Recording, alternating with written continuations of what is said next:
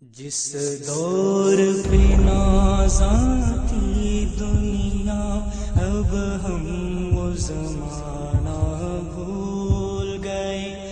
دنیا کی کہانی یاد رہی اور اپنا فسانہ بھول گئے۔ حضرت آدم علیہ السلام کا دنیا میں آنا۔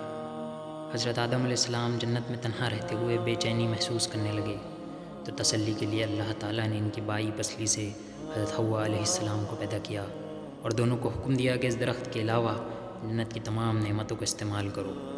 شیطان نے وسوسہ ڈال کر بہکایا کہ اس درخت کی خصوصیات یہ ہے کہ اس کا پھل کھانے کے بعد تم ہمیشہ جنت میں رہو گے۔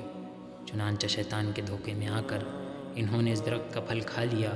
اللہ تعالیٰ نے اس غلطی کی وجہ سے جنت کا لباس اتار کر دونوں کو دنیا میں بھیج دیا۔ حضرت آدم علیہ السلام اپنی غلطی پر بہت شرمندہ ہوئے اور ایک مدت تک توبہ و استغفار کرتے ہوئے اللہ کے سامنے روتے رہے۔ پھر اللہ تعالیٰ نے ان کی توبہ قبول فرمائی۔ اس کے بعد دنیا میں حضرت آدم علیہ السلام اور حوا علیہ السلام ہی سے نسل انسانی کا سلسلہ شروع ہوا۔